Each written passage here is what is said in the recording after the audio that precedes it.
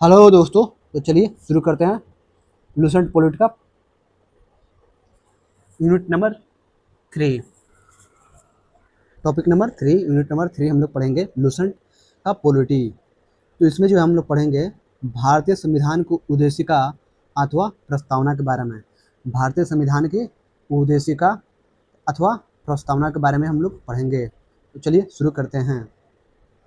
नेहरू द्वारा प्रस्तुत उद्देश्य संकल्प में जो आदर्श प्रस्तुत किया गया उन्हें संविधान की उद्देशिका में शामिल कर लिया गया। नेहरू द्वारा प्रस्तुत उद्देश्य संकल्प में जो आदर्श प्रस्तुत किया गया उन्हें संविधान की उद्देशिका में शामिल कर लिया गया। यानी कि पंडित जवाहरलाल नेहरू जो है जो उद्देश्य संकल्प प्रस्तुत किए थे, यानी कि उद्देश्य संकल्प जो प्रस्तुत किए थे उसे ही संविधान की उद्देशिका में क्या किया गया, तो शामिल कर लिया गया।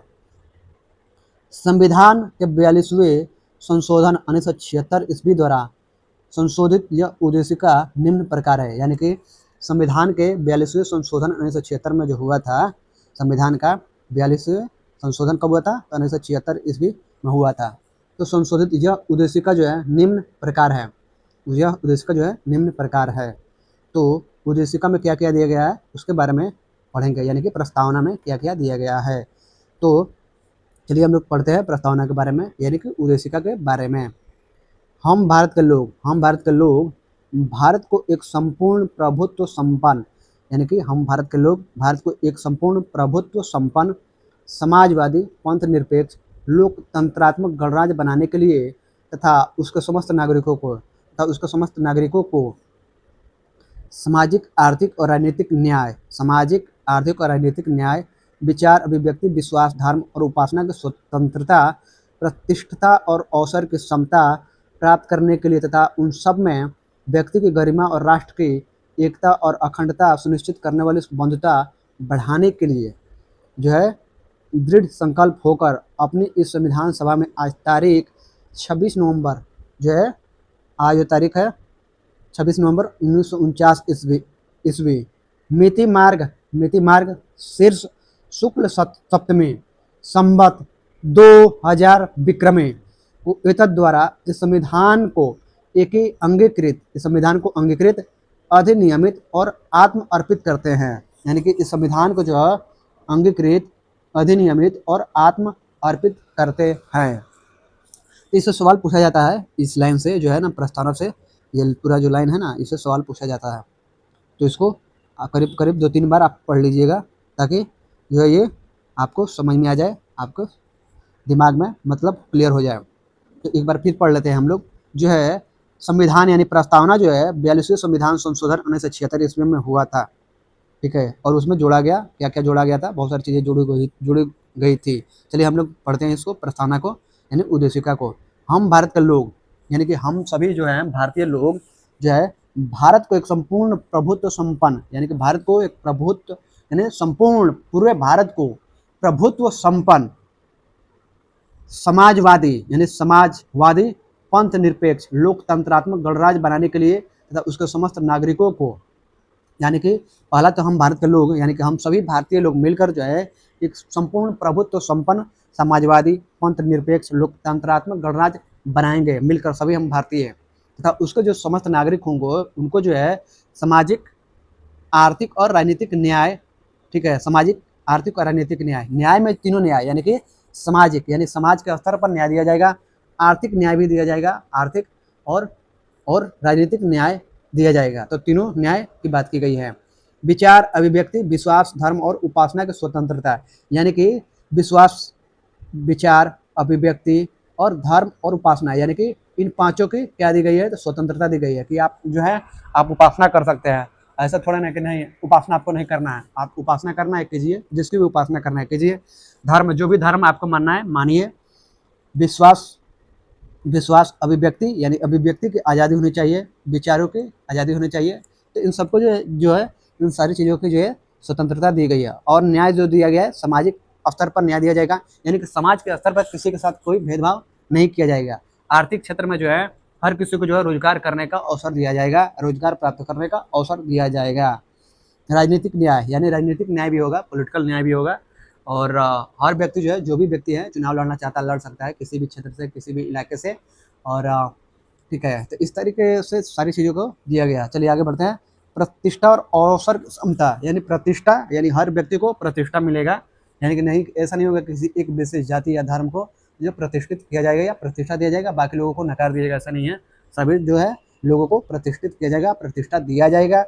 अवसर की समता, यानी कि अवसर जो सभी को दिया जाएगा, यानी कि मान लीजिए कि कोई भी वैकेंसी निकलती है तो ऐसा थोड़ा ना है कि बस एक ही जाति के लोग रहेंगे, बाकी किसी को मिलेगा ही नहीं। वैकेंसी आती है तो सबके लिए आती है, तो अवसर जो है सबको मिलना चाहिए, चाहे कोई भी क्षेत्र हो, शिक्षा हो, चाहे खेल हो, रोजगार हो, चाहे कोई भी हो, सबको समान अवसर मिलना चाहिए।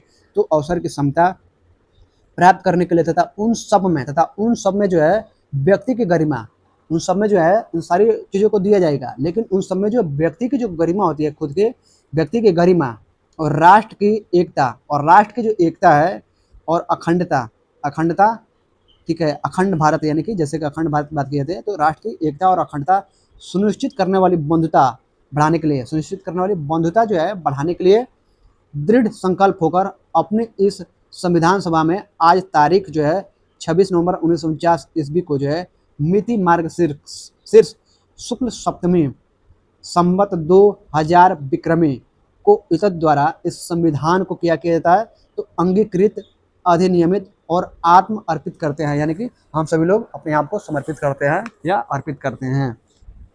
ये सारी चीज़ें जो है प्रस्तावना में दी गई है, लेकिन फॉलो कितना होता है आइए देख लीजिए।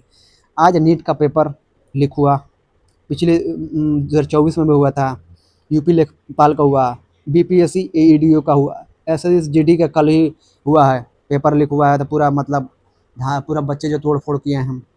उसके बाद से एसएससी का जो हुआ था, तो क्या हुआ कि दिल्ली में जितने भी टीचर थे गए थे, बच्चों के साथ क्या हुआ पता है ही। तो कोई भी इस देश में कोई भी एग्ज़ाम हो, कोई भी किसी भी कोई भी वैकेंसी हो, आपका जो है सही तरीके से नहीं ली जा रही है, पेपर लीक हो जा रहा है। पेपर जो है ना बड़े बड़े नेता अधिकारी शामिल होकर, बड़े बड़े पैसे वाले लोग शामिल होकर सीटों को खरीद रहे हैं। क्या जरूरत है पढ़ने की, पढ़कर क्या करेंगे, पैसा दो, सीट खरीद लो, बन जाओ, यही चीज़ है। तो कोई भी सवाल पूछे तो देशद्रोही हो गए, आप कुछ पूछ नहीं सकते हैं, आप कुछ कर नहीं सकते हैं। इतनी ज़्यादा मतलब नौटंकी चल रही है आज के समय में। महंगाई बढ़ते जा रही है, डीजल पेट्रोल के दाम बढ़ते जा रहे हैं, सामानों के दाम बढ़ते जा रहे हैं। बहुत सारे लोग हिंदू मुस्लिम, मतलब ये पार्टी जो है ना बहुत जैसे हिंदू मुस्लिम में, मतलब हिंदू मुस्लिम अमेरिका बात कर रहे हैं कि डॉलर जो है ना रुपया कमज़ोर नहीं हुआ है, बल्कि डॉलर जो मजबूत हो गया। अच्छा, और बहुत सारे लोग तो ये दे रहे हैं कि महंगाई सिर्फ भारत में थोड़े ना है, पूरी दुनिया में। पूरी दुनिया से मुझे ठेका लेके रखे हैं अमेरिका में। अमेरिका विकसित है तो क्या भारत भी विकसित है? क्या अमेरिका विकसित है तो क्या भारत भी विकसित है? चीन जहाँ पर है क्या भारत भी है? चीन को पूरी दुनिया का फैक्ट्री कहा जाता है क्या भारत? नहीं, तब बात नहीं करेंगे। पूरी दुनिया का आपने ठेका लेकर रखा है। काम कीजिए ना, जितने भी लोग इस देश में बेरोजगार है सबको अपने पैसे दे दीजिए, कमा कर दीजिए, खिलाइए पिलाइए। तो नहीं, पूरी दुनिया अगर गड्ढे में जाएगी तो ठीका, मतलब मैं भी ठीक, मैं भी मरूंगा या गड्ढे में जाऊंगा, या कोई मर रहा है तो क्या जरूरी है कि मैं भी मरूं, वो मरा तो मैं भी मरूं? ऐसा थोड़े ना है, कोई मर रहा है तो मैं भी मरूंगा या आप मरेंगे, कोई भी मरेगा। मर रहा है तो मर रहा है। कोई जाकर नदी में या नाले में आके गिरेगा तो उसको मतलब थोड़े आने का मैं भी जाकर गिरूंगा उसमें। अमेरिका में बढ़ रहा है तो इसमें बढ़ रहा है, तो ये देश पाकिस्तान में महंगाई है। पाकिस्तान की करेंसी तो ठीक है, भारत बेहतर है। प्रदूषण बढ़ते जा रहा है, महंगाई बढ़ती जा रही है, समस्याएं बढ़ती जा रही है, बेरोजगारी बढ़ती जा रही है, लोग परेशान है। उसके बाद से कुछ मीडिया है, दलाल मीडिया दलाली कर रहा है। अगर आपको जो भी हैं देख रहे होंगे यूट्यूब पर, जो देखिए बहुत सारे न्यूज वाले हैं दिखा रहे हैं, महंगाई से लोग परेशान है। युवा तो पूरी तरह से परेशान है। 22 लाख युवा जो है सपने देखा होंगे, और ये लोग जो है घोटालेबाज लोगों को बैठा देंगे, डॉक्टर बना देंगे। जिसने पढ़ा नहीं है वो जाकर सीट ले लेगा, वो क्या इलाज करेगा? जिसका भी इलाज करेगा उसको मतलब ख़त्म कर देगा वो। इतनी ज़्यादा नौटंकी चल रहा है। तो यहाँ पर ये जो है प्रस्तावना में जो चीज़ें दी गई है, क्या वो हो रहा है? आप देखिए, एक गांव का मुखिया जो है, गांव का मुखिया भी तो इलेक्शन लड़ रहा है, तो किस लिए? तब फायदे के लिए। चुनाव लड़ूंगा किस लिए? विकास करने के लिए कोई नहीं लड़ रहा है। सच्ची बात है, विकास करने के लिए किसी की मानसिकता किसी की है ही नहीं विकास करने के लिए। बस चुनाव जीत जाऊंगा, उसका खूब लूटूंगा, खूब लूटूंगा। मुखिया, सरपंच, विधायक, वार्ड, सांसद, जितने भी सब के सब करप्ट, कोई भी अधिकारी कोई भी बन जा रहा है, कोई भी, सबको सब लूट रहे हैं। चौकीदार हो, डफदार हो, पुलिस हो, चाहे कोई भी एसपी हो, डीएसपी हो, सबका सब तो ऊपर से नीचे देख लीजिए, सबको सब वही है। कोई विभाग सही है। और युवाओं को कहा जा रहा है कि आप जो है 22 साल में रिटायर होकर घर बैठिए, और नेता कह रहे हैं कि 75 साल की उम्र में बोल रहे हैं कि मुझे एक और मौका दीजिए, मुझे जो है एक और मौका चाहिए। अच्छा, आपको 75 साल में एक और मौका चाहिए? युवाओं को 22 साल में रोजगार होकर आप घर जाइए, घर बैठिए, 22 साल में रिटायर होइए, घर बैठिए और झक मारिए। आप 75 साल में बोल रहे हैं कि और मौका दीजिए। 60 साल 65 साल में ये लोग जाकर नौटंकी वहां पर बैठकर पदों पर बैठ जा रहे हैं। अपराधी, आप अपराध कीजिएगा थोड़ा सा भी तो आपकी जॉब नहीं होगी, सरकारी नहीं बनिएगा। लेकिन सरकारी पद पर बैठेंगे, ये मंत्री बनेंगे, विधायक बनेंगे, सांसद बनेंगे, अनपढ़ गवार जाहिर जिनको कुछ नहीं आता वो मतलब बनेंगे। इस संविधान में जो है ना बहुत सारी चीजें गलत है। वहां पर लिखा होना चाहिए इस देश में प्रधानमंत्री, राष्ट्रपति जो भी हो उस लेवल का आदमी बैठना चाहिए जो जिस लेवल का पढ़ा हो। अनपढ़ 8वां 9वां 10वां इंटर 12 पास जो है ना, 12 पास लोग नहीं बैठेंगे, ना ही ग्रेजुएशन लोग, ना पीजी। वो लोग पढ़े, वो लोग करेंगे जो पीएचडी किए होंगे और उनका एग्जाम होगा। जितने भी नेता हैं नेता, उनको यूपीएससी का एग्जाम लिया जाए तो कितने पास होंगे? सब फेल हो जाएंगे, सब के सब फेल। पढ़ा लिखा यूपीएससी पास करने वाला आईएएस बनेगा, लेकिन ये गधे जो है बैठे हैं, ये बिना पढ़े अनपढ़ गवार जाहिल जिनको कुछ नहीं आता है। साहब कृषि मंत्री बन गया, उसको कृषि का कुछ पता, एबीसीडी पता नहीं। शिक्षा मंत्री बना, उसको कुछ आता नहीं, शिक्षा मंत्री बन गया। रेल मंत्री बन गया, रेल के बारे में जानकारी है ही नहीं, रिसर्च के बारे में जानकारी है ही नहीं। खेल मंत्री बन गया, जिसने कभी बैट पकड़ा नहीं, खेल के बारे में जानता नहीं। ऐसे ऐसे गधे बन रहे हैं, तो क्या करिएगा? सबसे बड़ी चुतियापंथी है ना कि हम आम जनता जो है ना, आम जनता की वजह से हो रहा है। 10,000 में जब जो है ना वोट बिकेगी तो वही होगा। और यही कारण है कि जब प्राचीन भारत या मध्यकालीन भारत और आधुनिक भारत पढ़ते हैं, वहाँ पर बहुत सारे लोग मिलेंगे। हम गुलाम क्यों हुए? गुलाम अंग्रेजों ने हमारे पूर्वजों को धो धो को मारा, उठा कर पटक पटक के धोया, पूरा लूट कर ले गया, पूरा सोना चांदी जो भी था सब कुछ लूट कर ले गए। क्यों लेके गए? क्योंकि ऐसे लोग थे, इस तरह की मानसिकता वाले लोग थे, देशद्रोही भी लोग थे। 10,000 पर जो व्यक्ति अपना वोट दे सकता है, वो 20,000 50,000 1 लाख 2 लाख मतलब अपनी पता नहीं क्या क्या किसको किसको बेचेगा, अपनी बहन बेटी अपनी माताएं सबको बेच देगा। ये महिलाएं सबसे ज़्यादा बिकी है, ये तो मतलब अपने पति को बेच देगी, अपनी बेटी वोटी सबको बेच देगी। कोई कैरेक्टर नहीं है, कोई संस्कार नहीं है। जिस देश के पास एक ही शब्द है संस्कार, पाकिस्तान बर्बाद क्यों हुआ? संस्कार, संस्कार में सब कुछ आता है, ईमानदारी, अच्छाई, सच्चाई, भरोसा, विश्वास, निष्ठा, प्रतिष्ठा सब कुछ आता है। जिस व्यक्ति में संस्कार नहीं होगा वो व्यक्ति बर्बाद हो जाएगा। जिस घर में संस्कार नहीं होगा घर भी बर्बाद हो जाएगा। जिस देश में संस्कार नहीं होगा वो देश बर्बाद हो जाएगा। संस्कार मतलब इंसानियत होता है, संस्कार मतलब दूसरे को प्रॉब्लम को समझना। बस मैं बन गया, बस मेरी परिवार है, लूट लो जितना लूटना है। 140 करोड़ लोगों के साथ अन्याय करते हैं। 140 करोड़ लोगों के जो अधिकार है उसको ये लोग खोखला करते हैं, उसको लूटते हैं। 140 करोड़ लोगों का कोई भी बन रहा है घोटाला, ये घोटाला, वो घोटाला, ऐसा घोटाला, वो घोटाला, पता नहीं कितने घोटाले। कुछ भी हो हर जगह घोटाला। पुल पर पुल गिर रहे हैं, पुल पर पुल गिर रहे हैं, पूरा का पूरा करप्ट और एकदम गंदगी वाली, मतलब पूरा का पूरा सिस्टम हो चुका है। कोई नियम कानून कुछ भी नहीं। क्या कीजिएगा, ऐसा ही है, कोई नियम कानून कुछ नहीं है, सिर्फ नौटंकी चल रहा है, बस भाषणबाजी चल रहा है, पैसा सिर्फ बिना मतलब के खर्च हो रहा है फालतू के। अब भुगतना देश की आम जनता को पड़ रहा है, युवाओं को, बेरोजगारों को भुगतना पड़ रहा है। इस देश में 40 करोड़ से ज़्यादा बेरोजगार हैं, 40 करोड़ से ज़्यादा बेरोजगार हैं। और सरकारी डाटा जितने में आता है ना सब बकवास और फालतू का आता है, कोई डाटा में कोई सच्चाई नहीं होती है। यहाँ तो हमारे देश में पेपर पर सब कुछ बन जाता है, माहौल, सड़कें सब कुछ बन जाती है। रियल में जाइए तो बनता कितना है आपको भी पता है, हमें भी पता है। इस देश में जो भी आता ना, जो भी, हर कोई लूटने के लिए आता है, किसी भी की मानसिकता उस तरह की नहीं है। और जितने भी बेरोजगार हैं आज, मैं एक बात कर रहा हूँ, बुरा लगेगा, जितने भी बेरोजगार हैं वो लोग इंसानियत की, ईमानदारी की बात करते हैं, लेकिन जब वही बैठते हैं ना उसी कुर्सी पर वही लूटना शुरू कर देते हैं। क्योंकि ईमानदारी की बात तब तक की जाती है जब तक आपको मौका नहीं मिला है। जब मौका मिलेगा तो हर कोई लूट रहा है, हर कोई लूट रहा है, क्योंकि संस्कार है ही नहीं। लूट लो। 140 करोड़ लोगों का जो है ना पैसों को लूटा जाता है। कुछ अधिकारी, कुछ नेता, कुछ अपने परिवार में कितने लोग हैं, 10, 50, 100, बस। मतलब 100 लोगों के लिए 140 करोड़ लोगों का पैसा को लूटा जाता है। कोई 500 करोड़ लूट रहा है, कोई 5000 करोड़ ले, कोई 50,000 करोड़ लूट रहा है। लूट मची है पूरा एकदम। कोई जवाबदेही नहीं है, किसी की भी नहीं है, किसी की भी नहीं है। चलिए, यहाँ पर जो संविधान में लिखा गया प्रस्तावना में, यहाँ पर तो कुछ होता दिखता है ही नहीं। यहाँ पर कुछ भी नहीं होता दिख रहा है। अच्छा हुआ नेपाल में जो हुआ, श्रीलंका में जो हुआ और बांग्लादेश में हुआ, एकदम सही हुआ। ये ऐसे ही लोग हैं, ये ऐसे नहीं सुधरेगा। पूरा का पूरा सिस्टम, पूरा संविधान को पूरा चेंज करना पड़ेगा। नियम लिखना पड़ेगा पूरी तरह से कि अनपढ़, गवार, जाहिल, अपराधी कोई भी और नहीं बनेगा। जिसको कुछ आता जाता नहीं है, पढ़ने नहीं आता है, वो मंत्री बन जा रहा है, मुख्यमंत्री बन जा रहा है। अपराधी बोल रहा है कि अपराध को खत्म कर दूंगा। अपराधी समझ ही गए होंगे। पढ़े लिखे लोग रोड पर, सड़कों में पढ़े लिखे कुछ बोलेंगे तो जेल में भरो इसको, जेल में। ये देशद्रोही है, एक गद्दार है, सवाल नहीं पूछ सकते हैं आप। दिल्ली में प्रदूषण देखिए क्या है, पूरा पूरा नौटंकी चल रहा है। चलिए आगे बढ़ते हैं हम लोग। तो यही चीज़ है, ये जो प्रस्तावना में लिखा गया, क्या आपको लगता है कि सारी चीज़ें हो रहा है?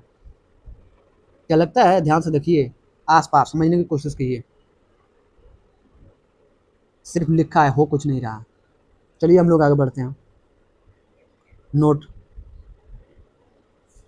भारतीय संविधान में प्रस्तावना का विचार जो है अमेरिका के संविधान से और प्रस्तावना की भाषा को ऑस्ट्रेलिया के संविधान से लिया गया। और पाकिस्तान बर्बाद हो रहा है, पाकिस्तान में महंगाई बढ़ रहा है। ठिकाना थोड़ा नहीं दिया है, टैक्स मैं यहाँ देता हूँ, रहता हूँ यहाँ हूँ, यहाँ काम यहाँ करता हूँ, सब कुछ यहाँ करता हूँ। मैं सवाल यहाँ के लोगों से करूँगा, यहाँ का सिस्टम से करूँगा कि पाकिस्तान से करूँगा? पाकिस्तान का मैं खाता हूँ, जब पाकिस्तान की बात करूँ, पाकिस्तान भाड़ में जाए, बांग्लादेश भाड़ में जाए, अमेरिका भाड़ में जाए, दुनिया भाड़ में जाए। दुनिया का ठिका ले रखा है मैंने। मैं कोई भगवान हूँ क्या?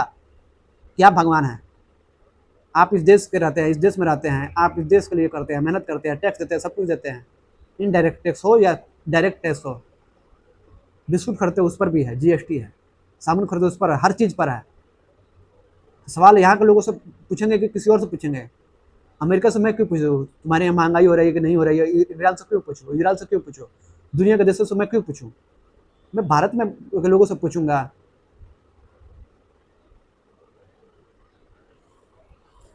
भारत में जो सिस्टम के लोग, उनसे पूछा जाएगा। पेपर लीक यहाँ होगा, बात करेंगे अमेरिका में। अमेरिका में लीक हुआ है, यूरोप में हुआ है।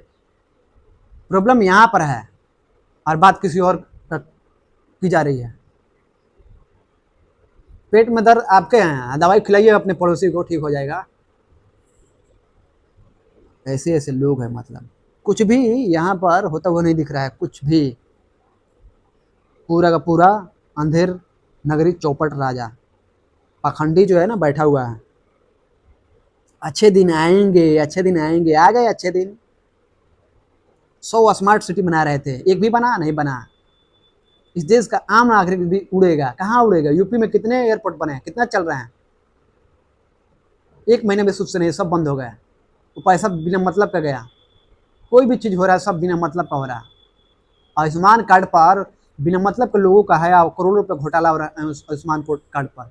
एक नाम का व्यक्ति के नाम पर आयुष्मान कार्ड कितने हैं, करोड़ों रुपये घोटाला जा रहा है। कौन जा रहा है? कोई होगा बड़ा मंत्री, उसी के पास जा रहा होगा। आम जनता के पास तो जाता है नहीं।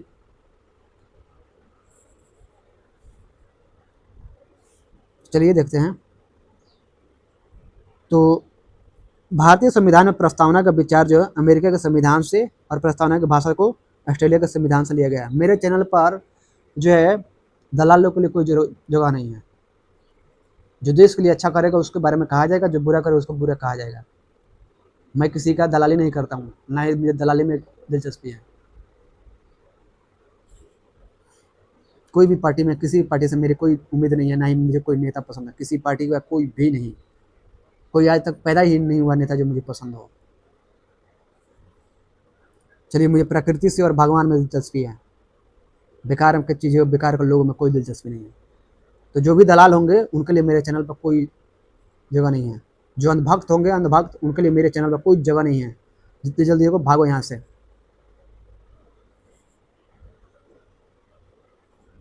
डिस्क्लेमर मैं पहले ही दे रहा हूँ कि मेरे चैनल पर अंधभक्त लोगों के लिए कोई जगह नहीं है। दूसरे को तलवे चाटने वाले लोगों के लिए मेरे पास कोई जगह नहीं है। चलिए हम लोग आगे बढ़ते हैं, बहुत सारी बातें हो गई। देखिए बात यह है कि ये सब बातें इसलिए तो ये संविधान में लिखा गया, हो कुछ नहीं रहा है। कल ही पेपर लिख हुआ है, गए थे बच्चे, इस सेंटर पर जाने के बाद बोले पेपर नहीं होगा। कैसे नहीं होगा? नौटंकी चल रहा है क्या? इतनी गर्मी में, इतने धूप में, पता नहीं कहाँ कहाँ से बच्चे गए थे, मजाक चल रहा है। नेताजी तो जब गाड़ी निकलती है, गाड़ी के इस गर्मी में सड़कों को रोक दिया जाता है, नेताजी जा रहे हैं, नेताजी को खड़ा कर दिया, आधा घंटा धूप में तो फट के हाथ में आ जाएगी। नेताजी को तो टोल टैक्स देना नहीं है, खड़ा कर दिया धूप में तो फट के हाथ में आ जाएगी। उतनी गर्मी में बसों से बच्चे गए होंगे, भर भर के ट्रेनों से गए होंगे, पता नहीं कैसे कैसे गए, जिस गए होंगे।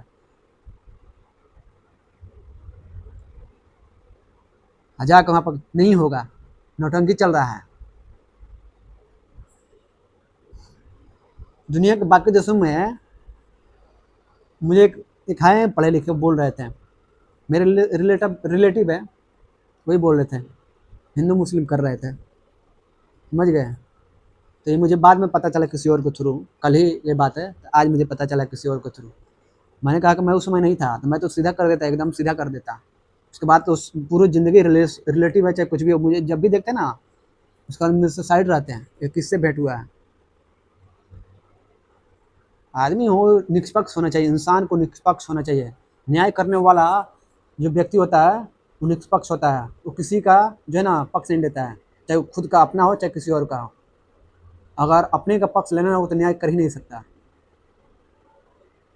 मेरा परिवार, मेरा ये, मेरा वो, मेरा ये हो जाए, मेरा गाड़ी हो जाए, मेरा घोड़ा हो जाए, मैं ये हो जाऊँ, सब कुछ अपने ही बारे में। यहाँ पर हर कोई अपने बारे में सोच रहा है, जो आ रहा है सब लूट रहा है। जीवन की परिभाषा ये है ही नहीं। मैंने बचपन से लेकर अब तक जैसे मैंने सोच समाना, जीवन की परिभाषा मैंने यही सीखा है। हर बार पूछा था जीवन की परिभाषा क्या है, पूछते पूछते पूछते सोचना ढूंढना शुरू किया, तब समझ में आया कि जीवन की परिभाषा भगवान ने, ईश्वर ने, प्रकृति ने हमें यहाँ पर अपने लिए नहीं भेजी है। अपने लिए जाओ, मेरा घर हो जाए, मेरा बंगला हो जाए, मेरा बीवी हो जाए, मेरे बच्चे हो जाए, मेरे बीवी अति हो जाए, मेरा पति बन जाओ, सब कुछ में ही बन जाओ, बाकी लोग तेल लेना। जीवन की परिभाषा ये है नहीं। जीवन की परिभाषा ये है कि आप इस दुनिया में आए तो एक दूसरे की मदद कीजिए, सपोर्ट कीजिए, सहयोग कीजिए। मरने के बाद लाद कर नहीं ले जाएंगे, धन संपत्ति ये घर बिल्डिंग लाद कर नहीं ले जाएंगे ना। आज तक कोई लाद कर ले गया है? अगर कोई भी मरने के बाद धन संपत्ति ले कर गया हो तो मुझे बता दीजिए। कोई भी अगर मरने के बाद लेकर जाना होता ना धन संपत्ति को, तो पूरी दुनिया कब तक खत्म हो गई होती। नेचर भगवान को देखिए, मतलब कितना दूर तक पहुँचे होंगे। तो मरने के बाद वो जानते थे कि मनुष्य जो है ना इस तरह के लोभी, लालची, भ्रष्ट हो जाएगा जिसका हिसाब नहीं है। इसलिए उन्हें मरने के बाद ले जाने का प्लान ही खत्म कर दिए होंगे। नहीं तो मरने के बाद ले जाने का प्लान होता है तो पता नहीं पूरी दुनिया कब के खत्म हो जाती है। अभी मरने के बाद लेकर नहीं जाना था, इतना लूट खसोट भ्रष्टाचार मतलब चल रहा है, फैल रहा है। अभी राष्ट्रपति एक लड़की को जो अधिकारी थी उसको अति किया, सस्पेंड किया, हटा दिया सीधे, इतना भ्रष्ट थी वो। एक और है, एक महिला है, कोई दरोगा है, वो अपने बेटे के लिए 40 लाख रुपए दी थी दरोगा बनाने के लिए, वो चेक बाउंस हो गया। तो उसके बाद चेक बाउंस का केस करने गई तो वहाँ पर जज पूछा 40 लाख कहाँ से आया? तो 40 लाख 40 लाख तो हम लोग तो ऐसे ही इधर उधर से हो जाता है। सबको सब लूट रहे हैं, सबको सब लूट रहे हैं। मेरे समझ में नहीं आता कि मरने के बाद लेकर जाएंगे क्या यार। मरने के बाद लेकर जाना होता तो पता नहीं तुम लोग जैसे लोग तो पूरी दुनिया कब तक समाप्त कर दिए होते। हाय तौबा मचा दिए हैं। पैसा खाओगे क्या? ठूस लेना 40 लाख पैसा, 50 लाख, 2 करोड़, 500 करोड़, 5000 करोड़, सारे के सारे भ्रष्ट लोगों की मैं बात कर रहा हूँ। इंसानियत होनी चाहिए, इंसानियत तो है ही नहीं। पूरे का पूरा सिस्टम, पूरे का पूरा लोगों की सोच ही ऐसी है। मैं दिल्ली में था जब तैयारी कर रहा था, उस समय पूछा था बहुत सारे स्टूडेंट से कि आप IAS क्यों बनना चाहते हैं। जितने भी स्टूडेंट ने जवाब दिया सबके सब रद्द दी। आज तक जितने भी टॉपर ने जवाब दिया सबके सब रद्द दी। एक भी व्यक्ति ने सही जवाब नहीं दिया कि आईएएस क्यों बनना चाहते हैं। आज तक जितने भी टॉपर हैं, आज तक मुझे आज तक ऐसा कैरेक्टर वाला कोई मिला नहीं है जिसकी सोच उस लेवल की हो। आज तक मुझे नहीं मिला जिसकी लेवल उस सोच की हो। सब रद्दी लोग मिले हैं मुझे आज तक, अभी तक उस लेवल का कोई मिलता नहीं है। सब का सब करप्ट, भ्रष्ट, बेकार, दिमाग वाले बदतमीज लोग मिलते हैं। हाय तौबा, लूट लो, मतलब कितना भ्रष्टाचार कर रहे, भर लो। इंसानियत कोई चीज़ है ही नहीं, नैतिकता खत्म होती जा रही है, एकता भाईचारा सब खत्म होते जा रहा है। एक सवाल मैं आप लोग से पूछ रहा हूँ, सवाल टीवी पर जो है, मीडिया में जो है ना, वर्ल्ड वार तो पता नहीं कब से दिखा रहे हैं कि वर्ल्ड वार जो है वर्ल्ड वार 3 होगा, थर्ड वर्ल्ड वार होगा। आप देखिएगा तो मतलब 1 महीने में किसी न किसी चैनल पर मिल जाएगा, वर्ल्ड वार ये कराते रहते हैं। चलिए मेरा सवाल है कि क्या युद्ध होना चाहिए, यानी कि वर्ल्ड वार होना चाहिए आप लोगों के अनुसार? क्या वर्ल्ड वार होना चाहिए, थर्ड वर्ल्ड वार होना चाहिए या नहीं? मैं जानना चाहता हूँ। मैं जो अपना जो है राय अगले जो है यूनिट या टॉपिक 4 में बताऊंगा। वर्ल्ड वार होना चाहिए या नहीं होना चाहिए, मैं अपनी जो राय है यूनिट नंबर 4 यानी टॉपिक 4 जब मैं पढ़ाऊंगा इसके बाद उसमें आप लोगों को बताऊंगा कि होना चाहिए या नहीं होना चाहिए। होना चाहिए तो क्यों होना चाहिए, और नहीं होगा तो क्यों नहीं होगा, और नहीं होगा तो क्या फ़ायदे होंगे, क्या नुकसान होंगे, और होगा तो क्या फ़ायदा होगा और क्या नुकसान होगा, मैं बताऊंगा, अपना राय दूंगा। तो मेरा जो है सवाल है कि क्या आपके अनुसार से वर्ल्ड वार होना चाहिए या नहीं? सोचिए, किसी से भी बात कीजिए कि वर्ल्ड वार होना चाहिए या नहीं, और हो तो क्यों हो, और ना हो तो क्यों ना हो, होने से क्या फ़ायदा है और ना होने से क्या फ़ायदा है, होने से क्या घाटा है, ना होने से क्या घाटा है। मतलब इस स्तर पर घाटा फ़ायदा सब कुछ जोड़ना पड़ेगा, और ज़्यादा फ़ायदा हो तो होना चाहिए, नहीं हो तो नहीं होना चाहिए। तो इस पर मैं अपनी राय दूंगा यूनिट 4 में। चलिए हम लोग आगे बढ़ते हैं, बहुत सारी बातें इसमें हो गई। भारतीय संविधान में जो है प्रस्तावना का विचार जो है अमेरिका के संविधान से, और प्रस्तावना की भाषा जो है ऑस्ट्रेलिया के संविधान से लिया गया है। भारतीय संविधान में प्रस्तावना का जो विचार है, प्रस्तावना का विचार, वो विचार जो है अमेरिका के संविधान से लिया गया है, प्रस्तावना का विचार। और प्रस्तावना की जो भाषा है वो ऑस्ट्रेलिया के संविधान से लिया गया। तो यहाँ पर क्वेश्चन कर लीजिए कि भारतीय संविधान में प्रस्तावना का विचार कहाँ से लिया गया है? तो आपका आंसर होगा अमेरिका के संविधान से, अमेरिका के संविधान से। फिर से सवाल है कि अगला सवाल कि भारतीय संविधान में प्रस्तावना की भाषा कहाँ से लिया गया है, यानी किस देश के संविधान से लिया गया है? तो आपका आंसर जो होगा वो होगा ऑस्ट्रेलिया के संविधान से लिया गया, ऑस्ट्रेलिया के संविधान से लिया गया। यानी कि प्रस्तावना की जो भाषा है, प्रस्तावना की भाषा वो लिया गया है ऑस्ट्रेलिया से, याद रखिएगा, ऑस्ट्रेलिया से, ठीक है। और प्रस्तावना का विचार जो है, विचार याद रखिएगा, विचार पूछेगा ना, प्रस्तावना का विचार, वो विचार लिया गया है अमेरिका के संविधान से, याद रखिएगा, अमेरिका के संविधान से। चलिए आगे हम लोग बढ़ते हैं। प्रस्तावना की मुख्य बातें अब हम लोग देखते हैं। संविधान की प्रस्तावना को, संविधान की प्रस्तावना को जो है संविधान की कुंजी कहा जाता है, यानी कि संविधान की प्रस्तावना को संविधान की कुंजी कहा जाता है। तो सवाल है कि संविधान की प्रस्तावना को क्या कहा जाता है? तो संविधान की कुंजी कहा जाता है। अगला सवाल है, अगला नेक्स्ट देखते हैं। प्रस्तावना जो संविधान का आरंभिक अंक होते हुए भी कानूनी तौर पर उसका भाग नहीं माना जाता है। प्रस्तावना जो है संविधान का आरंभिक अंक है, ठीक है, प्रस्तावना जो है संविधान का आरंभिक अंक है, फिर भी जो है ये कानूनी तौर पर उसका भाग नहीं माना जाता है, यानी कि इसे जो है संविधान का भाग नहीं माना जाता है। किसको? तो प्रस्तावना को। तो सवाल पूछेगा कि संविधान का आरंभिक अंक होते हुए भी कानूनी तौर पर उसका भाग जो है किसको नहीं माना जाता है? तो प्रस्तावना को नहीं माना जाता है। चलिए नेक्स्ट देखते हैं। प्रस्तावना के अनुसार संविधान के अधीन समस्त शक्तियों का केंद्र बिंदु अथवा स्रोत भारत के लोग ही हैं, यानी कि प्रस्तावना के अनुसार जो है संविधान के अधीन समस्त शक्तियों का केंद्र बिंदु अथवा स्रोत जो है भारत के लोग ही हैं, यानी कि संविधान के अधीन समस्त शक्तियों का केंद्र बिंदु कौन है? तो भारत के लोग ही हैं। इसलिए हैं क्योंकि जहाँ पर लोग नहीं होंगे वहाँ पर नियम ही नहीं होगा। मान लीजिए चंद्रमा पर क्या कोई संविधान है? चंद्रमा का संविधान है? नहीं है। क्यों? क्योंकि वहाँ पर लोग है ही नहीं। अगर चंद्रमा पर या मंगल ग्रह पर लोग होते हैं तो क्या होता कि वहाँ पर संविधान होता, जैसे अमेरिका में तो अमेरिका का संविधान है, पाकिस्तान में तो जैसा तैसा है वैसा है, उन लोगों का अपना, बांग्लादेश का अलग, चीन का अलग। तो जहाँ भी लोग होंगे वहाँ पर संविधान होगा। तो संविधान क्यों है? लोगों की वजह से। तो इसलिए केंद्र बिंदु कौन हो जाते हैं? लोग हो जाते हैं। तो यही बात यहाँ पर कहा गया है। चलिए आगे बढ़ते हैं। प्रस्तावना में लिखित शब्द यथा जो है, प्रस्तावना में लिखित शब्द यथा हम भारत के लोग, यानी कि हम भारत के लोग डैश इस संविधान को अंगीकृत, अधिनियमित और आत्म अर्पित करते हैं। तो ये बातें हैं। चलिए आगे बढ़ते हैं। भारतीय लोगों की सर्वोच्च संप्रभुता का उद्घोष करते हैं। भारतीय लोगों की सर्वोच्च संप्रभुता का उद्घोष करते हैं। ये लाइन है पूरा कि हम भारत के लोग भारत को सर्वोच्च जो है ना प्रभुत्व संपन्न, जो है ना संपूर्ण प्रभुत्व संपन्न समाजवादी, इस तरह से जो है आपका दिया गया था। तो वही सारी चीज़ें यहाँ पर है। प्रस्तावना को न्यायालय में परिवर्तित नहीं किया जा सकता। प्रस्तावना को जो है न्यायालय में क्या नहीं किया जा सकता? तो परिवर्तित नहीं किया जा सकता। प्रस्तावना को न्यायालय में परिवर्तित नहीं किया जा सकता। यह निर्णय यूनियन ऑफ इंडिया बनाम मदन गोपाल 1957 के निर्णय में घोषित किया गया। यानी कि प्रस्तावना को न्यायालय के द्वारा जो है परिवर्तित यानी कि बदला नहीं जा सकता। यह जो है यूनियन ऑफ इंडिया बनाम मदन गोपाल 1957 के निर्णय में घोषित किया गया। यानी कि यदि सरकार या कोई नागरिक प्रस्तावना की अवहेलना करता है तो उसकी रक्षा के लिए हम अदालत की सहायता नहीं ले सकते हैं। यानी कि यदि सरकार या कोई नागरिक प्रस्तावना की अवहेलना करता है तो उसकी रक्षा के लिए हम अदालत की सहायता नहीं ले सकते हैं। लाइन अवहेलना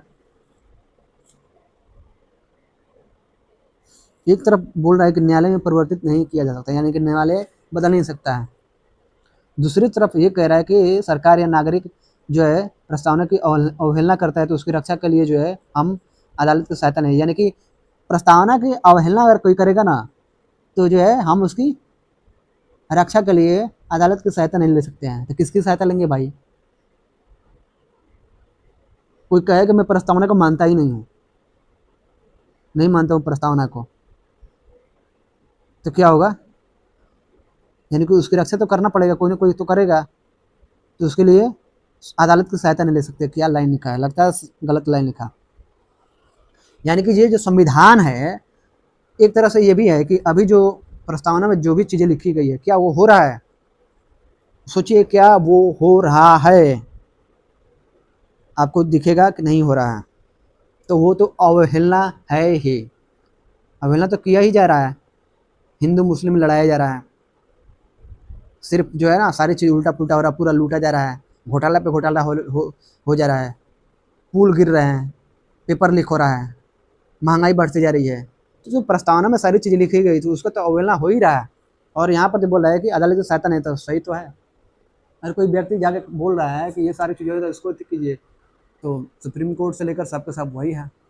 जैसे अभी कॉकरोच पार्टी की बात हो गई था, सीजेआई जो है भारत के, वो बोल रहे हैं युवाओं को, बेरोजगार जो युवा हैं उनको कॉकरोच बोल रहे हैं। अच्छा, हम कॉकरोच हैं? उतर गए पूरे देश के लोग सड़कों पर, तो क्या होगा? इसलिए सोच समझ कर बोलना चाहिए। जिस थाली में खाया जाता है ना उसमें छेद नहीं किया जाता है। जितने भी लोग हैं ना, पदाधिकारी हैं चाहे जितने भी हैं पदों पर बैठे हुए हैं, उनके घर में पैसे नहीं लगे हैं तो वो अपने पैसे तोड़कर जो है पदों पर बैठ गए हैं। वो सारे पैसे हमारे आपके जो टैक्स हम लोग देते हैं वही पैसे जो है जाते हैं।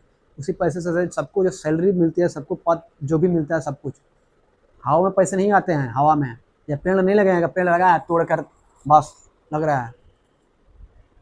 तो इसलिए सोच समझ कर बोलना चाहिए। भारत का सीजेआई है आप, पूरे भारत की नज़र आप पर है, युवाओं की नज़र है आप पर, और आप इस तरह से बात करेंगे तो क्या जाएगा संदेश कि सब के सब वैसे ही है। उसके बाद क्या होगा? कब तक कोई चुप रहेगा, शांत रहेगा? एक न एक दिन तो बुलबुला फटेगा ही। अब फटेगा तो उसमें सब के सब जो चुप रहेंगे वो भी मरेंगे, जो हल्ला करेंगे वो भी मरेंगे, जो सब के सब मरेंगे जिस दिन ये बुलबुला फटेगा। तो यही सारी चीज़ें यहाँ पर बताया गया कि अदालत की सहायता नहीं ले सकते हैं। चलिए आगे बढ़ते हैं। बेरूबाड़ी यूनियन वाद जो है 1960 में सर्वोच्च न्यायालय ने निर्णय दिया कि जहाँ संविधान की भाषा संदिग्ध हो वहाँ प्रस्तावना विधिक निर्वाचन में सहायता करती है। यानी कि बेरूबाड़ी यूनियन बाद 1960 में जो है सर्वोच्च न्यायालय ने निर्णय दिया कि जहाँ संविधान की भाषा क्या हो संदिग्ध हो वहाँ प्रस्तावना विधिक निर्वाचन में क्या करती है तो सहायता करती है। चलिए आगे बढ़ते हैं। बेरूबाड़ी वाद में ही सर्वोच्च न्यायालय ने प्रस्तावना को संविधान का अंग नहीं माना। बेरूबाड़ी बाद में ही सर्वोच्च न्यायालय जो है प्रस्तावना को संविधान का क्या नहीं माना तो अंग नहीं माना। तो सवाल है कि किस मतलब वाद यानी कि केस में जो है सर्वोच्च न्यायालय ने प्रस्तावना को संविधान का अंग नहीं माना तो बेरूबाड़ी वाद में। चलिए आगे बढ़ते हैं। इसलिए विधायिका प्रस्तावना में संशोधन नहीं कर सकती। इसलिए जो है विधायिका जो है वो क्या कर सकती है तो प्रस्तावना में संशोधन नहीं कर सकती है। परंतु सर्वोच्च न्यायालय के केशवानंद भारती बनाम केरल राज्य वाद 1973 ईस्वी में कहा कि प्रस्तावना जो संविधान का अंग है। पहले कहा गया बेरूबाड़ी केस में वाद में कि प्रस्तावना जो संविधान का अंग नहीं है। अब जो है आकर कहा जा रहा है कि 1973 में कि किसमें तो केशवानंद भारती बनाम और केरल राज्य वाद में यानी केस में क्या हुआ कि 1973 में हुआ था। इसमें कहा गया कि प्रस्तावना जो संविधान का अंग है इसलिए विधायिका यानी संसद इसमें संशोधन कर सकती है।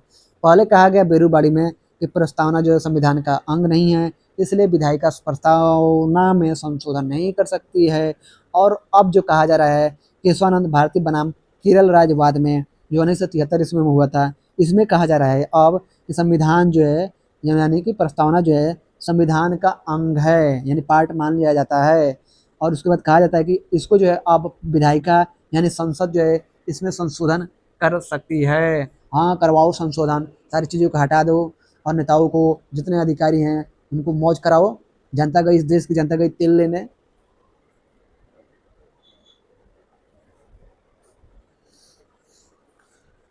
अपना जो पैसा बढ़ाना होता है ना इन नेताओं का तो सब एक साथ मिल जाते हैं, ये एक साथ मिल जाते हैं।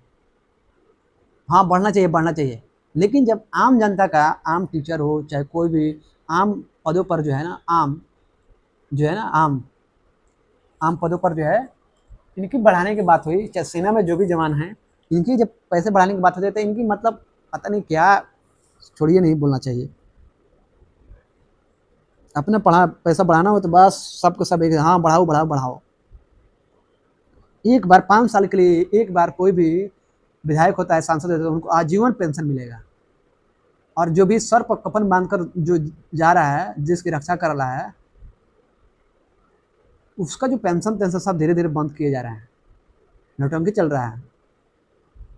पूरे 60 साल सर्विस करता है, पूरे 60 साल, तो उसका पेंशन बंद। ये 5 साल के लिए आएंगे, अगली बार नहीं जीतेंगे कोई बात नहीं, एक बार आ गए आपका पूरा का पूरा लाइफ पेंशन मिलेगा, पूरे लाइफ मिलेगा। क्या नौटंकी है, सोच कर देखिए कि नौटंकी ही तो है कि अगर एक व्यक्ति जो है आपका 5 साल के लिए आता है चुनकर, ठीक है 5 साल के लिए चुनकर आता है, अनपढ़ गवार जाहिल अपराधी जो भी है आ गया 5 साल का चुन के लिए, अगले साल वो हार गया, अगली बार हार गया इलेक्शन में, लेकिन इस भाई साहब को जो है पूरे जीवन के लिए पेंशन मिलेगा। और एक व्यक्ति जो पढ़ लिख कर, जो ना अपराधी है कुछ भी नहीं है, पढ़ा लिखा है, कंपटीशन का एग्जाम दिया है, निकाला है, निकालने के बाद जब तक उसकी उम्र 60 साल नहीं हो जाती है या 62 साल में, बहुत सारे पद जो है 62 साल में रिटायरमेंट होते हैं, बहुत सारे पदों पर 60 साल के होते हैं। तो जब तक ये बेचारा जो है ना, मान लीजिए कि वो कोई व्यक्ति जो है 21 साल में उसका जॉब हुआ और 60 साल तक वो जॉब में रहेगा, इतने बीच तक वो लंबे समय तक क्या किया तो आपका जो है जॉब किया, तो इसका जो लंबे समय तक जो जॉब किया तो इसको आजीवन पेंशन नहीं मिलेगा। लेकिन ये भाई जो है भाई साहब 5 साल के लिए आए हैं चुनकर, विधायक सांसद जो भी बन गए हैं, इनको जो है ना पूरा जीवन पेंशन मिलेगा, पूरा जीवन। क्या बात है, नौटंकी के नौटंकी। सबको खत्म करना पड़ेगा, सारे सिस्टम को। और कहते हैं मैं सेवा कर रहा हूँ, मैं देश की सेवा कर रहा हूँ। तुम्हारी औकात है सेवा करने की, तुम सेवा करोगे। सेवा की परिभाषा जानते हो? सेवा का मतलब वो होता है जो बिना कुछ लिए अगर आपका काम किया चला गया, उसे सेवा बोलते हैं। कोई भी काम आप कर रहे हैं उसके बदले में अगर आप मेहनताना ले रहे हैं, ठीक है, तो आप सेवा नहीं कर रहे हैं। मैं उसे सेवा नहीं मानता हूँ, सेवा मानता ही नहीं हूँ। आप दिन भर काम किए और 500 रुपया लेके चले गए, तो आपने तो मजदूरी किया है, आप ले लिया, आप कौन सा सेवा किए हैं? मैं देश की सेवा करूंगा, देश की सेवा, सेवा का तुम्हारी औकात के बाहर है, तुम सेवा करोगे। सेवा का मतलब भी समझते हो सेवा क्या होता है? सेवा बिना कुछ लिए किया जाए वो सेवा होता है, बिना किसी फायदा, बिना बिना किसी फायदे के, बिना किसी लालच के, आया किया और चला गया, कुछ भी नहीं लिया वो व्यक्ति, उसको सेवा कहते हैं। सेवा करेंगे, देश की सेवा कर रहे हैं, घंटा कर रहे हैं, चूतिया बनाने वाला सब नौटंकी है, कोई सेवा नहीं कर रहा इस देश का। सेवा का मतलब होता है जो बिना किसी लालच के, बिना किसी पैसे का आया, मदद किया और चला गया, कुछ भी नहीं लिया आपसे, उसे सेवा कहते हैं। केशवानंद भारती वाद में ही सर्वोच्च न्यायालय ने मूल ढांचा का सिद्धांत, थ्योरी ऑफ बेसिक स्ट्रक्चर दिया तथा प्रस्तावना को संविधान का मूल ढांचा माना। केशवानंद भारती वाद में जो है सर्वोच्च न्यायालय ने मूल ढांचा का सिद्धांत, थ्योरी ऑफ बेसिक स्ट्रक्चर दिया तथा प्रस्तावना को संविधान का मूल ढांचा माना। तो याद रखिए केशवानंद भारती वाद में संसद जो है संविधान के मूल ढांचा में नकारात्मक संशोधन नहीं कर सकती है। संसद जो है, संसद पार्लियामेंट विधायिका जो है संविधान के मूल ढांचा जो है उसमें नकारात्मक संशोधन नहीं कर सकती है। स्पष्टतः संसद वैसा संशोधन कर सकती है, यानी कि स्पष्टतः संसद वैसा संशोधन कर सकती है जिससे मूल ढांचा का विस्तार और मजबूतीकरण होता है। यानी कि संसद वैसा संशोधन करेगी जिससे क्या होगा कि जो मूल ढांचा का है ना, मूल जो ढांचा है उसका विस्तार हो और भी ज़्यादा मजबूत हो, ठीक है, वही संशोधन कर सकते हैं। नकारात्मक संशोधन करने का अधिकार संसद को नहीं है। चलिए आगे बढ़ते हैं। 42वें संविधान संशोधन अधिनियम 1976 ईस्वी के द्वारा जो है इसमें समाजवादी, पंथ निरपेक्ष और राष्ट्र की अखंडता सब जोड़े गए। 42वें संविधान संशोधन अधिनियम जो है 1976 ईस्वी के द्वारा जो है इसमें जो है समाजवादी, पंथ निरपेक्ष और राष्ट्र की अखंडता शब्द जोड़े गए। तो इसको याद रखिएगा, सवाल है कि समाजवादी, पंथ निरपेक्ष, राष्ट्र की अखंडता शब्द किस अधिनियम के द्वारा जोड़े गए थे? तो क्वेश्चन का आंसर हो गया 42वें संविधान संशोधन अधिनियम 1976 ईस्वी के द्वारा। चलिए आगे बढ़ते हैं। भारत के संविधान की प्रस्तावना में 3 प्रकार का न्याय, सामाजिक, आर्थिक और राजनैतिक। भारत के संविधान की प्रस्तावना में जो है 3 प्रकार का न्याय है, कौन कौन? सामाजिक है, आर्थिक और राजनीतिक है। तो सवाल है कि भारत के संविधान की प्रस्तावना में कितने प्रकार का न्याय का है? तो सामाजिक है, आर्थिक और राजनीतिक है। स्वतंत्रता कितना है? तो 5 प्रकार की स्वतंत्रता है, विचार, अभिव्यक्ति, विश्वास, धर्म और उपासना। और 2 प्रकार की समानता है। 2 प्रकार की समानता कौन सा है? तो प्रतिष्ठा और अवसर का उल्लेख किया गया है, तो इसको याद रखिएगा। चलिए आगे बढ़ते हैं। भारत का संविधान जो है विश्व का सबसे बड़ा लिखित और सर्वाधिक व्यापक संविधान है। भारत का जो संविधान है विश्व का सबसे बड़ा लिखित और सर्वाधिक व्यापक संविधान है। यह अंशतः कठोर और अंशतः लचीला है, यानी कि ना ज़्यादा कठोर है और ना ही ज़्यादा लचीला है। तो यही बोल रहा है कि अंशतः कठोर है और अंशतः लचीला है। चलिए आगे बढ़ते हैं, नोट देखते हैं। लिखित संविधान की अवधारणा जो है फ्रांस की देन है। लिखित संविधान की अवधारणा किसकी देन है? तो फ्रांस की देन है। प्रस्तावना में प्रयुक्त स्वतंत्रता, समानता एवं बंधुत्व शब्द जो है फ्रांसीसी क्रांति से ही प्रेरित है। प्रस्तावना में जो है स्वतंत्रता, समानता, बंधुत्व शब्द जो है फ्रांसीसी क्रांति से ही प्रेरित है। यानी कि लिखित संविधान की अवधारणा किस देश की देन है? तो फ्रांस की देन है। और प्रस्तावना में प्रयुक्त स्वतंत्रता, समानता, बंधुत्व जो है फ्रांसीसी क्रांति से ही प्रेरित है। भारतीय राजनीतिक व्यवस्था में संविधान सर्वोच्च है। भारतीय राजनीतिक व्यवस्था में जो है संविधान क्या है? तो सर्वोच्च है। भारत का संविधान अपना प्राधिकार भारत की जनता से प्राप्त करता है। भारत का संविधान जो है अपना प्राधिकार भारत की जनता से प्राप्त करता है। चलिए आगे बढ़ते हैं। भारत सरकार अधिनियम 1935 वह संवैधानिक दस्तावेज है।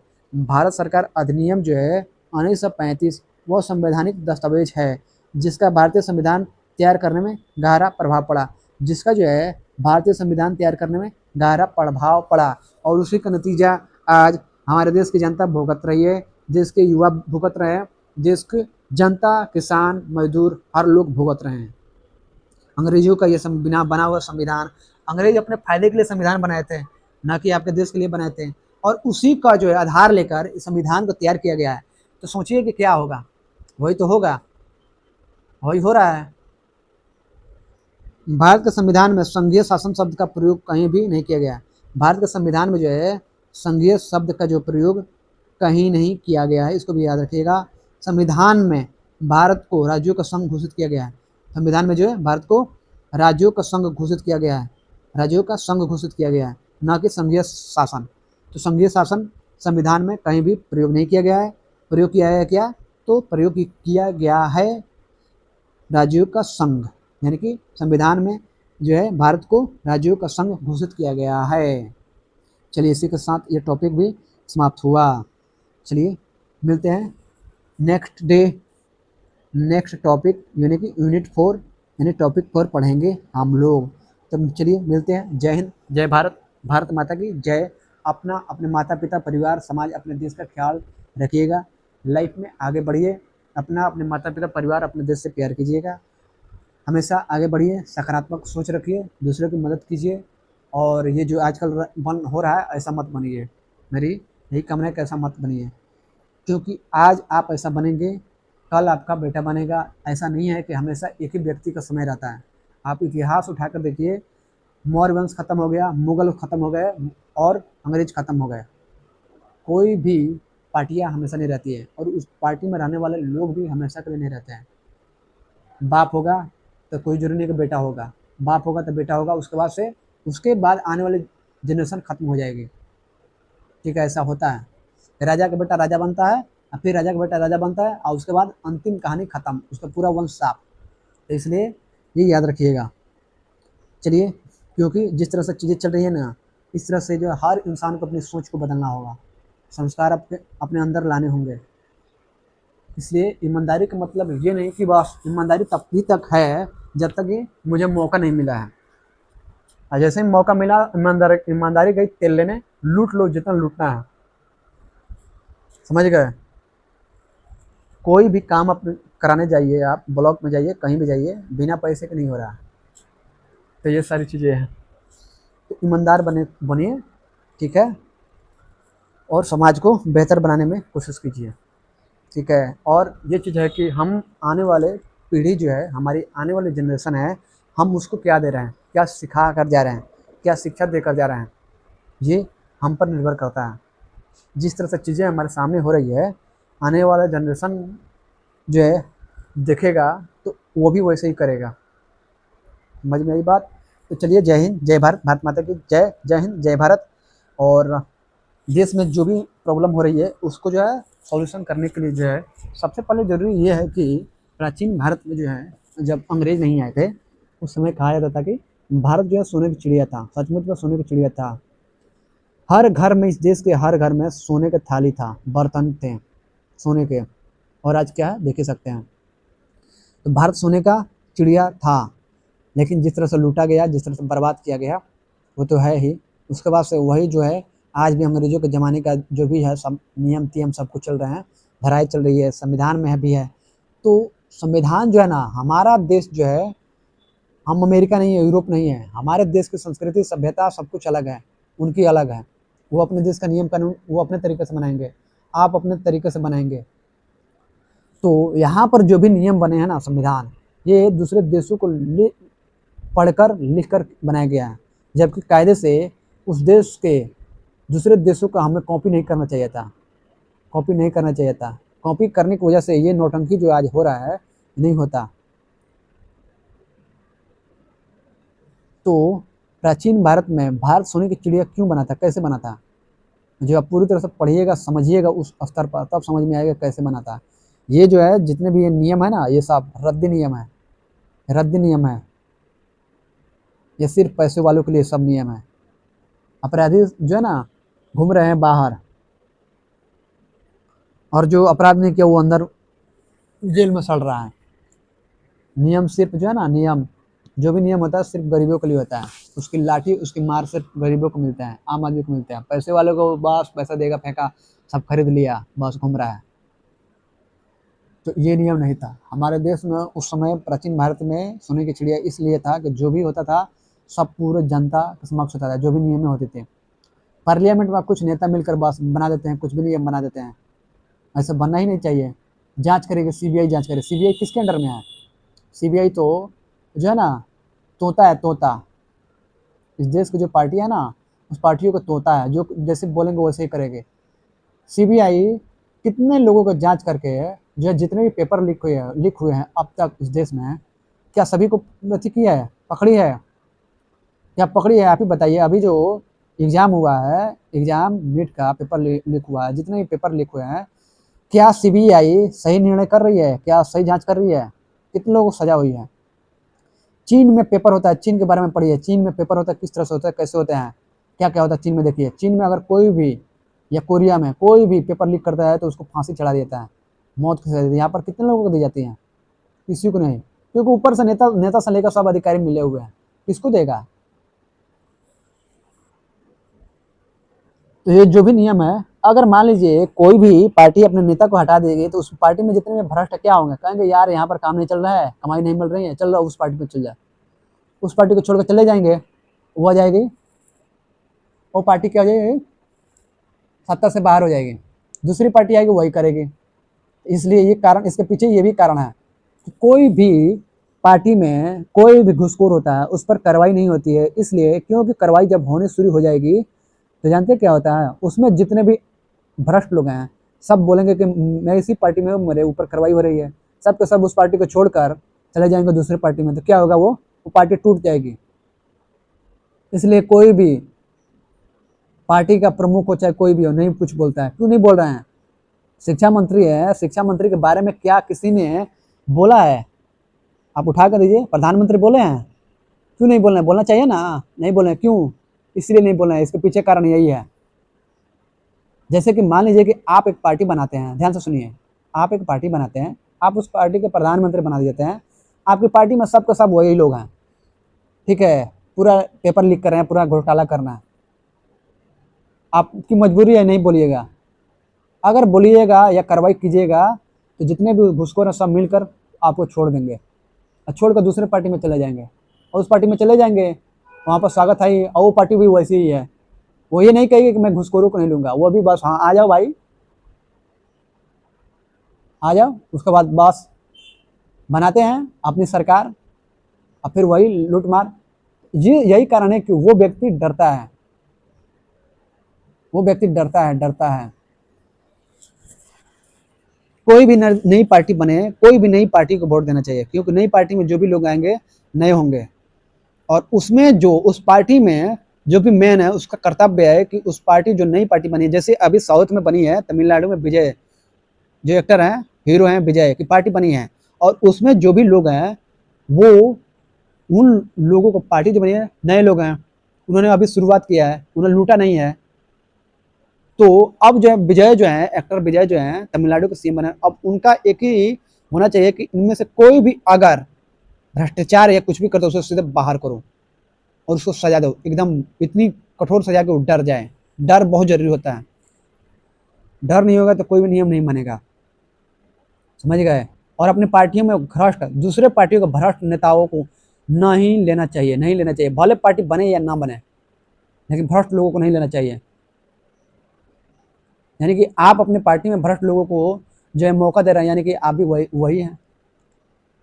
भ्रष्ट लोगों को मौका देना ही नहीं चाहिए, तभी जाकर संदेश जाएगा। उस पार्टी में जो भी लोग होंगे ना उनको भी जाएगा। भ्रष्टाचार करेंगे तो कहीं भी हम मुझे जगह नहीं मिलेगी, सारा करियर खत्म। सजा मिलनी चाहिए।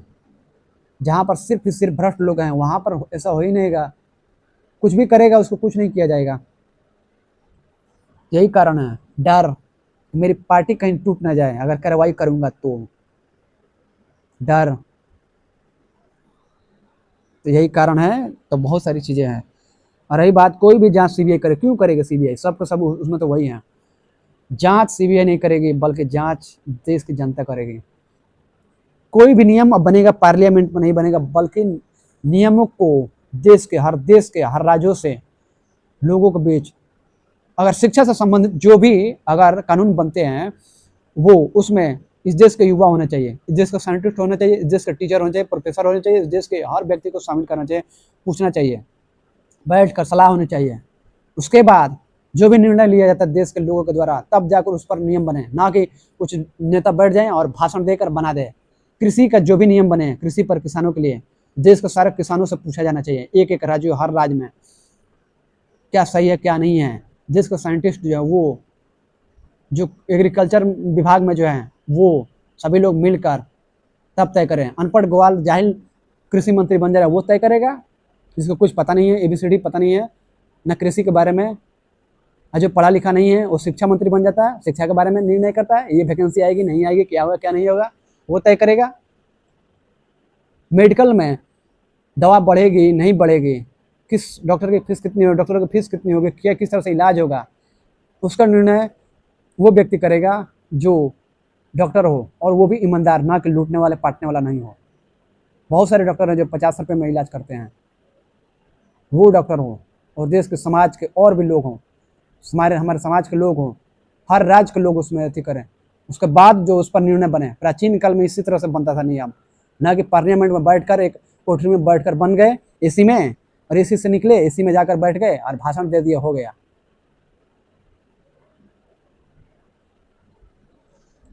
तब जाकर ये नियमित चलेगी, तब जाकर CBI ED CD ये नहीं करेगी।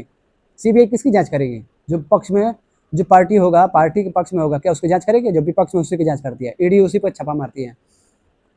तो जांच ED CD CBI कुछ नहीं होना चाहिए, बल्कि जांच आम जनता करेगी, हर किसी की, सबकी जांच होनी चाहिए। आम जनता, पूरे देश की जनता जांच करेगी, पूरे देश की जनता निर्णय लेगी हर व्यक्ति पर।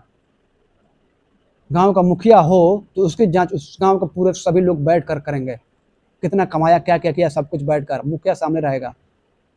अगर वो थोड़ा सा भी गलती किया होगा, लूटा होगा, तो उसे सीधे साफ वहीं पर सीधे लटका दो फांसी पर, तब डर बनेगा, तब लोग अपनी जिम्मेदारी समझेंगे, तब भ्रष्टाचार नहीं होगा, तब घोटाला नहीं होगा, तब पेपर लीक नहीं होगा, तब किसान आत्महत्या नहीं करेंगे।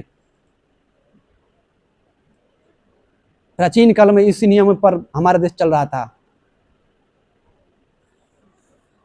फैसले कोई भी गांव में लफड़ा हो, लड़ाई झगड़ा हो, जमीन विवाद हो, गांव में ही सॉल्व किए जाते थे।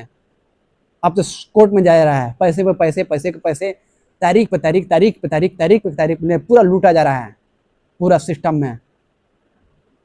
प्राचीन काल में ये नहीं था।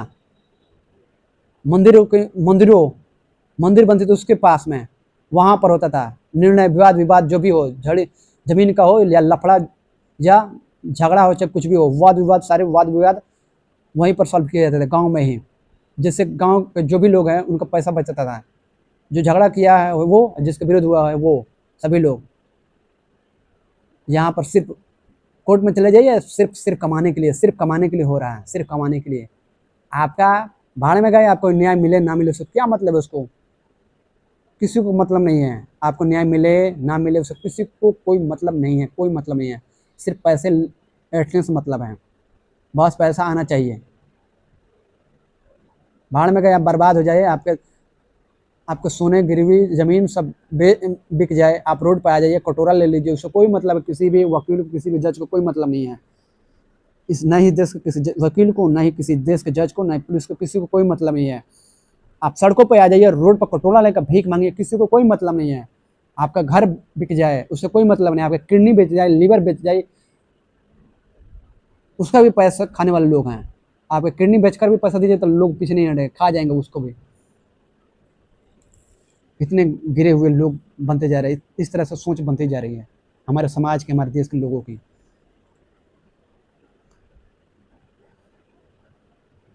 इस तरह से देश कभी भी सोने की चिड़िया कभी नहीं बनेगा।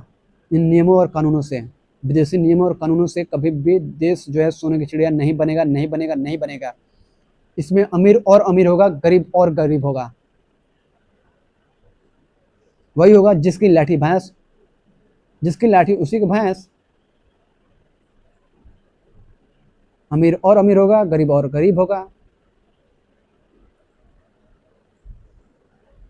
तो प्राचीन काल जब आप पढ़ते हैं तो उसमें सारे संसाधनों का या सारी जो प्रॉब्लम है उसका, आज की जो सारी समस्या है उनका सॉल्यूशन हमारे प्राचीन भारत में है।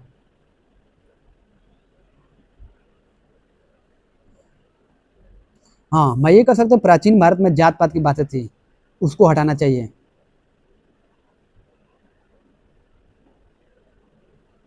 प्राचीन भारत में सती प्रथा थी, वो खत्म हो चुकी है, अब नहीं होती है, वो अब होगी भी नहीं। प्राचीन भारत में जो है छुआछूत था, वो भी अब नहीं लागू करना चाहिए। आज के समय में ना छुआछूत, ना जात पात, ना सती प्रथा तो खत्म हो ही गया, एकदम सही है। प्राचीन भारत के नियम में जो है, बहुत सारे नियम में जो है सही है एकदम। आज के समय में बहुत सारे नियम थे उस समय के जो खराब थे। मैं ये नहीं कहता उन नियमों को लागू कीजिए, नहीं। मैं ये नहीं कहता सती प्रथा को फिर से लागू कर दिए, नहीं। जात पात को फिर से लागू कर दिए, छुआछूत को फिर से लागू, नहीं। उन सारी चीज़ों को नहीं होना चाहिए।